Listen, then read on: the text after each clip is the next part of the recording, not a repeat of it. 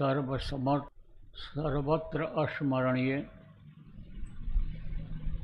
दाता दयाल दीन बंधु कृपा निधान परम पूज्य गुरु जी महाराज, उपस्थित सभी साधक, नामदानी सत्संगी, बच्चों एवं बच्चियों, आज 12 मार्च 2026 प्रातःकाल की बेला साधना शिविर का यह प्रथम चरण, जो आज आपके शकतपुरा जिला अलवर के राजस्थान के इस जगह से शुरू हो रहा है, इसमें आप लोगों के दर्शन का अवसर मिला। 2 शब्द कहने का और आपके साथ जो अभी सुमिरन ध्यान भजन करने का मौका मिलेगा, ये हमारे लिए सौभाग्य का समय होगा।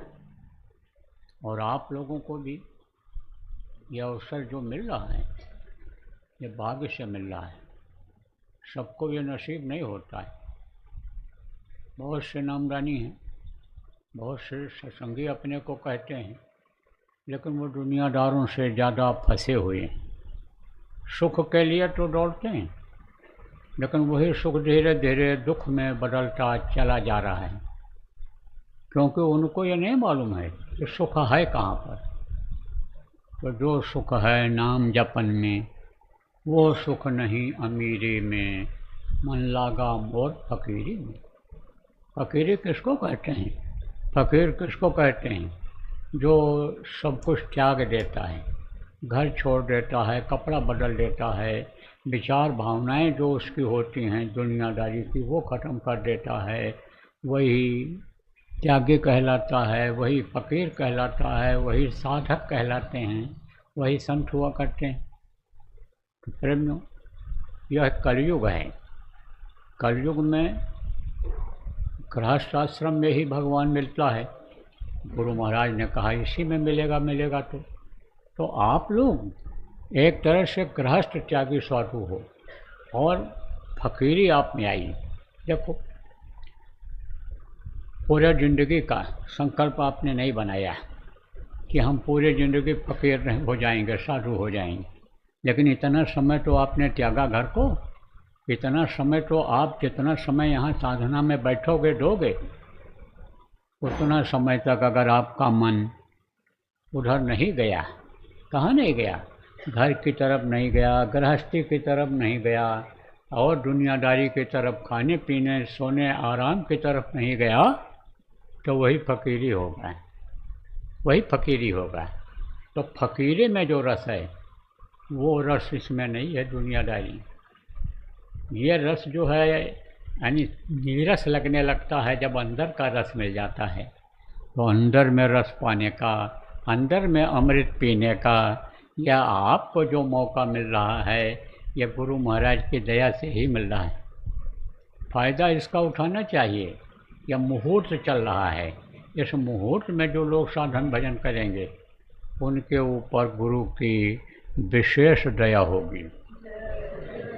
तो प्रेमियों, आप लोगों के यहाँ अभी शुरू नहीं हुआ था, जबकि पहले बताया गया था कि राजस्थान के लोगों को ज़्यादा खतरा है। किससे खतरा है? खतरा है प्राकृतिक आपदा से, मानवीय आपदा से खतरा है। हम मानवीय आपदा किसको कहते हैं? जैसे किसी प्रधानमंत्री का दिमाग खराब हो जाए, खुद राष्ट्रपति शराब पी ले और बटन दबा दे युद्ध का, तो युद्ध का जब बटन दबा देगा, गोला फेंकने लग जाएगा, तो उसका असर क्या होगा? जो पढ़े लिखे लोग आप बैठे हो, आप देखो पीछे जो लड़ाइयाँ हुई, उनका कितना खराब असर रहा। लूले लंगड़े अब भी पैदा हो रहे हैं वहाँ, अपाहिज अब भी पैदा हो रहे हैं वहाँ। हवा ही खराब हो गई, वातावरण ही खराब हो गया। जो बच्चे को माँ के पेट में तैयार करने वाले, तत्व पैदा करने वाली हवाएं होती हैं, अन्य चीज़ें होती हैं, उनमें कमी आ गई। तो बहुत ख़राब असर जाता है इसका। अब उसी असर के बारे में बताया गया कि भाई ऐसे आसमान में बादल दिखाई पड़ेंगे जगह जगह, जैसे कुआर के महीने में जगह जगह पर ऐसे बादल दिखाई पड़ते हैं। भादों और सावन के महीने में तो घटा घिर जाती है, लेकिन जो कुआर का महीना आता है, उस कार्तिक का भी हिस्सा उसमें रहता है, उस कार्तिक के हिस्से में भी ऐसे जगह जगह बादल दिखाई पड़ते हैं। ऐसे दिखाई पड़ेंगे, लगेगा तो ये बादल, लेकिन वो क्या रहेगा, वो जहरीली गैस रहेगी। और हवा जब चलती है तो वही गैस नीचे आएगी, उन लोगों के नाकों में जाएगी। बहुत पहले कहा गया था कि कुछ दिन के बाद अगर लोग नहीं माने और अपने मन का करते रहे, हिंसा हत्या इसी तरह से करते रहे, और ये चीज़ें जो सड़ती रहीं, इससे हवा दूषित हो जाएगी, हवा जहरीली हो जाएगी। तो ये तो जो मरेंगे आदमी, उसमें जो मर रहे हैं, कट रहे हैं, जो ये सड़ रही हैं लाशें, घर घर में लाशें सड़ेंगी, ऐसा आने समझो संकेत पहले किया गया था। गुरु महाराज के समय में खुद कह करके वो गए थे कि उठाने वाले मिलेंगे न यार, जमाना बदलेगा है। तो आप ये समझो कि जब वो लाशें सड़ेंगी, कोरोना में जो आप जानकार हो, समझदार हो, आपने देखा कि कोई उनको उठाने वाला नहीं, घर के ही लोग नहीं उनको उठाने के लिए गए, अल्लाह से सड़ गई ऐसे ही। और जो समझो कि उनको गिद्ध और कौवा और ये जो कुत्ता ये सब खाए, ये जानवर जो खाए, उन पर भी असर हुआ उनका। अब वो मर गए तो उन पर किसी का ध्यान जाता है, लेकिन वो भी मरे हैं काफ़ी। तो अब आप ये समझो कि इस तरह से जब हवा जहरीली हो जाएगी, इनके मरने की कुछ वो धुआं और ये जो गर्मी उसकी पैदा होगी उसकी वजह से, तो जब हवा जहरीली हो जाएगी तो बीमारी फैल जाएगी। पता चलता है जहरीली हवा का पता नहीं चलता, कब पता चलता है, बाद में पता चलता है। नाक में जब चला जाता है जुकाम हो जाता है, धूल गर्द ऐसे नाक में जाती है, पता नहीं चलता है। जब जुकाम हुआ तब पता चला, जब ऐसे नाक से पानी निकला तो गंदगी निकलती है, नहीं निकलती है, ऐसे ही समझ लो। तो कुल मिला करके आफत आंधी ज़्यादातर हमको यही लगा कि पहले राजस्थान में ही आएगा, तो राजस्थान के लोगों को आगाह किया गया था। तो अब आप ये समझो कि व्यवस्था बन गई है पूरे राजस्थान में, आज से शुरू हो रहा है। 3 चरणों में यह साधना शिविर चलेगी। यह साधना शिविर का प्रथम चरण है, उसके बाद एक और 72 घंटे का लगाना रहेगा अखंड साधना शिविर, फिर उसके बाद में एक और लगाना रहेगा, 3 लगाना रहेगा। कब तक लगाना रहेगा? ये भंडारा तक, जो गुरु महाराज का भंडारा है। ये अगर आप लोग कर ले गए, जगह जगह पर अगर लगवा दिया, ज़्यादा से ज़्यादा जगहों पर लग गया तो बहुत अच्छा हो जाए। न लग पावे कोई कारणवश तो 24 घंटे का ही लगवा दिया। जो भी जिम्मेदार लोग आप यहाँ हो या सुन रहे हो, तो यहाँ अगर लगवा दोगे राजस्थान में 24 घंटे का ही, जहाँ नहीं हो सकता लगवा दोगे और लोग बैठने लग जाएंगे तो मजबूती आ जाएगी। देखो अभी इधर साल में एक मुहूर्त आता है, कब आता है? वो यही हमारा ख्याल है चैत में आता है यार, एक समय होता है। तो उसमें क्या होता है कि एक दाना मसूर और पत्ती, नीम की एक पत्ती और मसूर का दाना खा लिया जाए, पानी पी लिया जाए, तो उससे क्या होता है कि सांप नहीं काटता है। जैसे सांप जहाँ निकलते हो वहाँ प्याज फेंक दो काट करके, समझा, तो सांप वहाँ नहीं रुकते हैं, बहुत गंध उनको खराब रखता है। तो ऐसे ही समझो कि वो ऐसा असर आ जाता है शरीर के अंदर में। तो यह साधना से, साधना शिविर से, साधना जो लोग करेंगे और अंदर में कुछ रस मिल गया, कुछ दया हो गई, इससे बहुत से लोगों की बचत हो जाएगी। तो ये आप लोग जो भी राजस्थान के लोग सुन रहे हो, जहाँ जहाँ भी शुरुआत हो रही है और जिम्मेदार लोग वहाँ वहाँ पर सुन रहे हो, तो आप सब लोग कोशिश करो लगवाने की साधना शिविर जगह जगह, गांव गांव तक ये खबर पहुँच जाए। और गांव स्तर की जो जिम्मेदारियां आप जो प्रांत स्तर जिला स्तर के लोग दिए हो उनको सक्रिय कर दो, और प्रांत स्तर के और जिला स्तर के ही सोचो कि हम ही सब जगह जा कर के लगवाएंगे तो समय निकल जाएगा, नहीं लगवा सकते हो।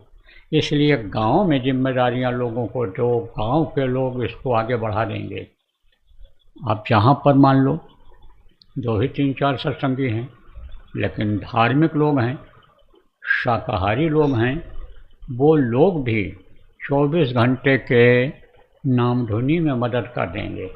जय गुरु नाम की ध्वनि आप सब लोग जानते हो, बहुत बार बताया गया, हर सत्संगों में बताया जाता है।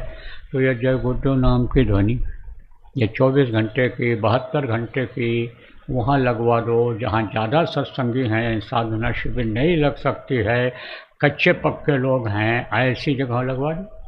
पक्के जो होते हैं वो तो हर हुक्म का पालन करते हैं, जो अनि निकला मुँह से उसी को मंत्र मूलम गुरु वाक्यम मान लेते हैं कि ये मंत्र है हमारा, इस मंत्र को जपें। लेकिन कुछ ऐसे होते हैं बस खाली जैसे कनफू का गुरु बनाते हैं, जैसे कंठी बांधने वाले को गुरु बनाते हैं, और वो समझ लो कैसे ही गुरु बना लेते हैं कि चलो इनको गुरु बना दें, नामदान ले लिया, लेकिन करते नहीं है वो समझ नहीं पाते हैं ठीक से। तो ऐसे जहाँ पर ऐसे लोग हों वहाँ पहले उनकी बैठने की आदत डालो, क्योंकि बहुत से लोगों का मन बैठने के लिए नहीं कहता है, बैठने ही नहीं देता है। आप लोग जो लगातार यहाँ ज़्यादा समय दोगे 72 घंटे में के समय में, कुछ दिन के बाद अगर यही आदत आपकी छूट गई, घर में नहीं बैठ पाओगे तो बैठने के लिए मन कहेगा ही नहीं, लेकिन नाम धुनी में तो बैठने के लिए कहेगा।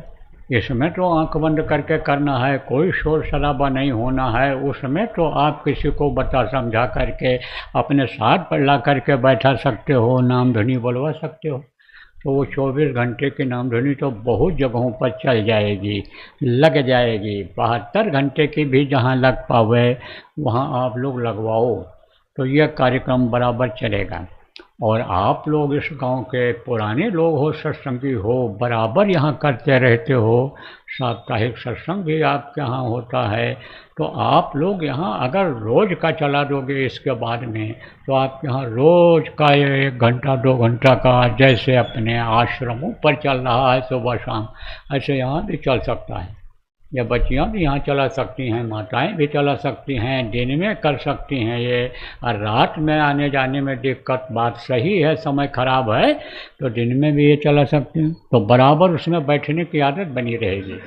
तो बैठने की आदत बनेगी, उससे भाव जगेंगे, उससे सुमिरन ध्यान भजन में मदद मिलेगी नाम धुनी से, क्योंकि ये गुरु का नाम है और गुरु की ज़रूरत हमेशा रहती है, गुरु के मदद लेने की ज़रूरत रहती है। तो गुरु से जब गुहार लगाओ, गुरु को जब याद करोगे, दया मांगोगे, तब मुँह से कहने से दया नहीं होती है, करने से दया होती है। और जो समझ नहीं पाते हैं वही भारी भूल करते हैं, गलती करते हैं।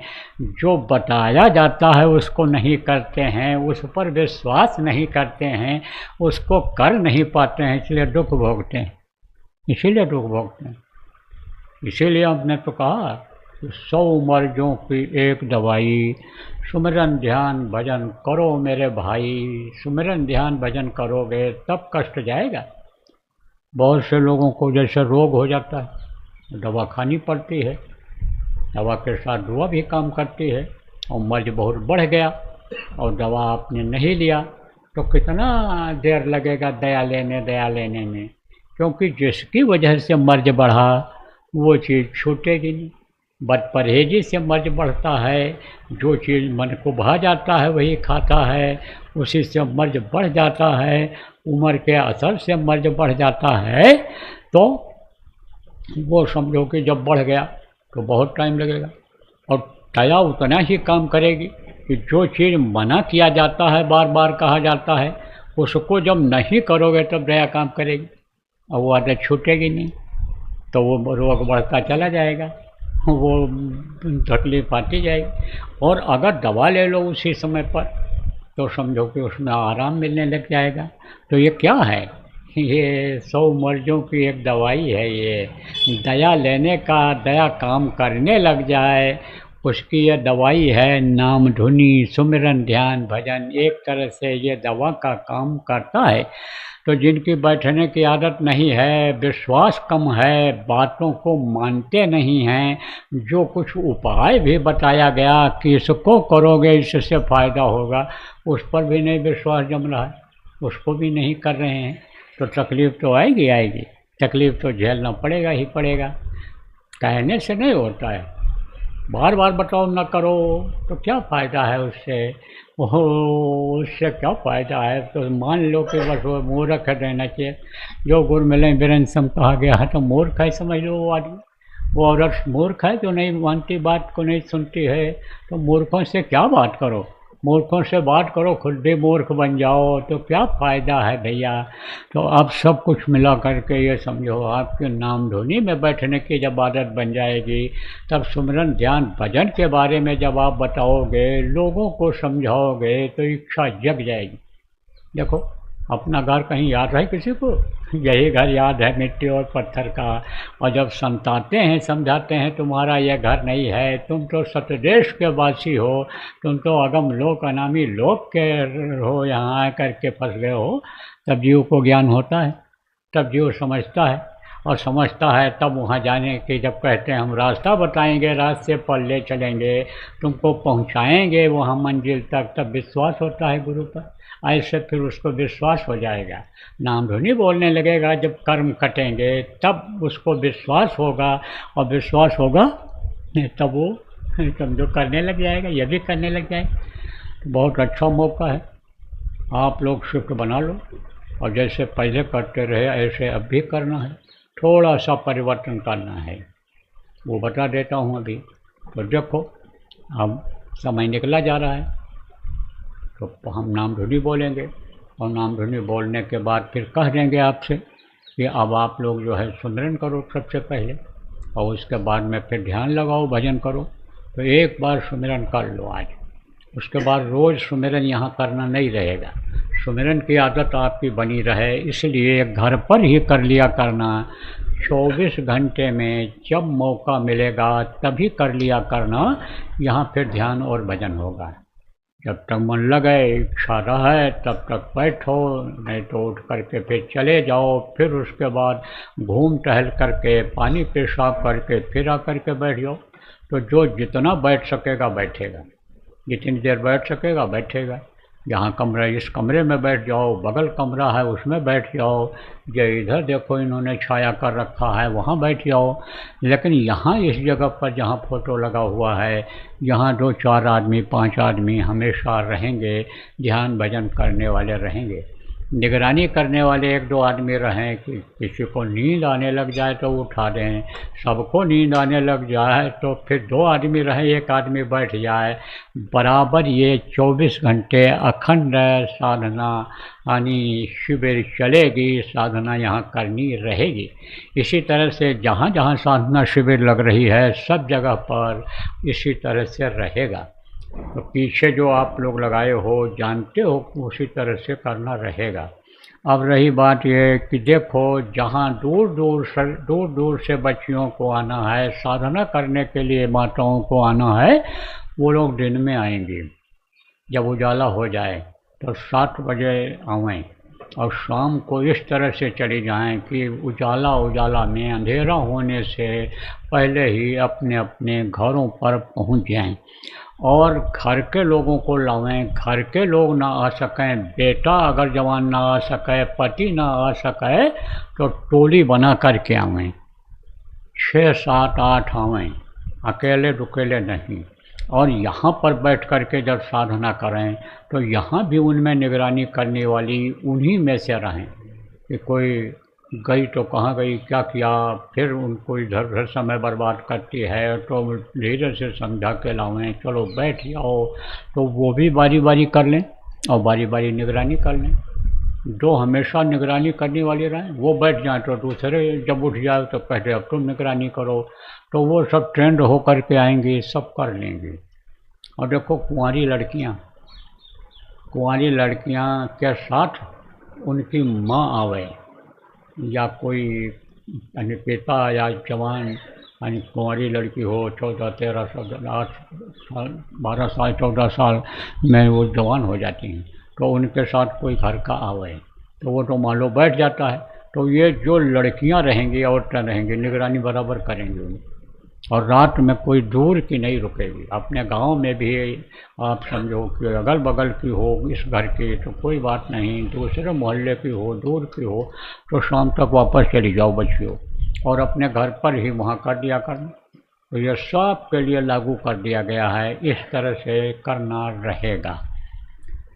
तो देखो, अब हम नाम धुनी बोलेंगे और उसके बाद जब कहेंगे कि आप लोग अब बैठ जाओ, तो सुमिरन करना पहले और फिर ध्यान और भजन, और हम भी थोड़ी देर यहाँ करेंगे, रुकेंगे नहीं, और करके और फिर हम भी चले जाएंगे। हमको भी काम है वहाँ बावल आश्रम पर, वहाँ समय यानी से लोग आने वाले हैं, इंजीनियर वगैरह आने वाले हैं मंदिर के, और तो वहाँ भी हमको समय से पहुँचना है।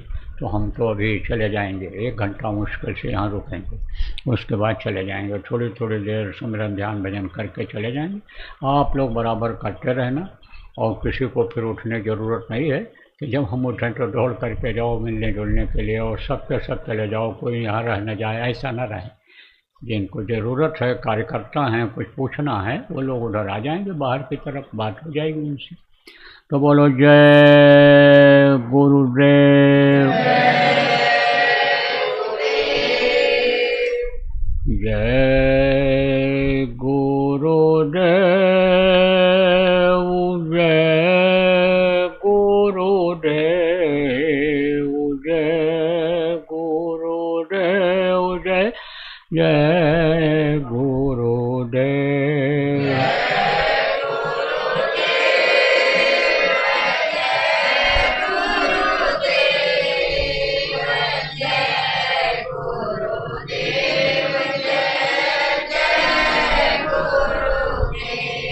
जय गुरुदेव, जय गुरुदेव, जय गुरुदेव, जय जय गुरुदेव।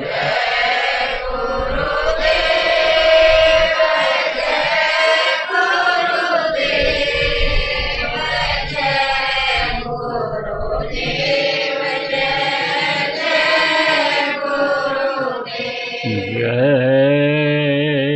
गुरुदेव, जय गुरुदेव, जय गुरुदेव, जय जय गुरुदेव।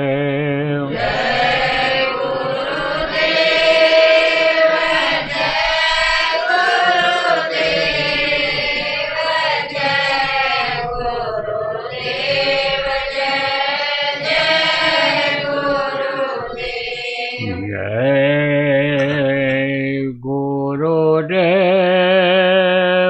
जय गुरुदेव, जय गुरुदेव, जय जय गुरुदेव।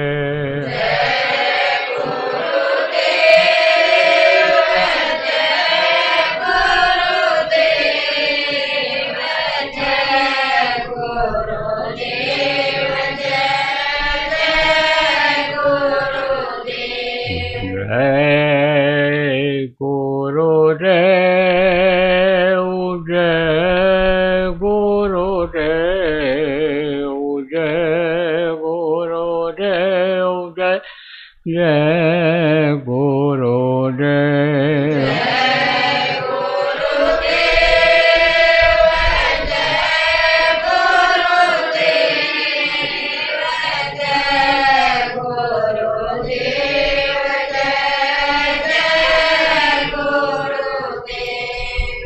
जय गुरुदेव।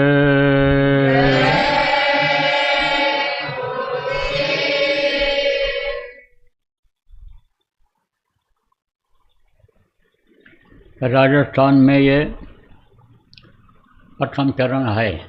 इसमें जहाँ जहाँ भी शिविर लगा रहे हैं आप लोग, यहाँ अब दोबारा हमको बताने की ज़रूरत नहीं रहेगी, अपने अपने हिसाब से सब लोग लगा लेना और समाप्त कर लेना। और इसी तरह से 72 घंटे 24 घंटे की शुरू कर देना, जगह जगह पर लगा लेना, ख़त्म कर लेना। और इसी तरह से नामधुनी भी, और पूरे देश में भी जहाँ जहाँ चल रहा है वहाँ तो चलाते रहो। अभी तक कुछ जगहों पर हो भी गया, कर लिया उन्होंने, 3 दिन का आदेश मिलते ही वो सक्रिय हो गए। तो अपने अपने हिसाब से सब लोग कर लेना। और इसका समापन हम यानी समझो कहीं से भी कर देंगे। नहीं भी करते हैं हम, मान लो सफ़र में रहते हैं, कार्यक्रम करते हैं, तो आप लोग कर लेना, वो खबर लग जाएगी, मैसेज पड़ जाएगा, या IT वाले आपको बता देंगे। तो बराबर यानी अब इसमें लगने की ज़रूरत है। और सत्संग का कार्यक्रम भी जगह जगह बनेगा। गुरु महाराज की दया रहेगी, स्वास्थ्य सही रहेगा तो जगह जगह पर सत्संग का कार्यक्रम भी किया जाएगा, और यह भी चलता रहेगा, वो भी चलाया जाएगा। बोलो जय गुरुदेव। 9:30 बजा है, 9:30 बजे ये ख़त्म होगा। इतवार को, रविवार जो भी आ रहा है उसको ख़त्म होगा। ये गुरुवार है आज, 72 घंटा सुबह इतवार को, रविवार को, संडे जिसको कहते हो, सुबह 9:30 बजे समय इसका समाप्त होगा। तो अब आप लोग कपड़ा ऊपर से डालो और सुमिरन करो, और सुमिरन करने के बाद ध्यान भजन जैसा बताया गया उस हिसाब से करना और करते रहना बराबर, लगातार यहाँ बैठ बैठ करके। तो बोलो जय गुरुदेव।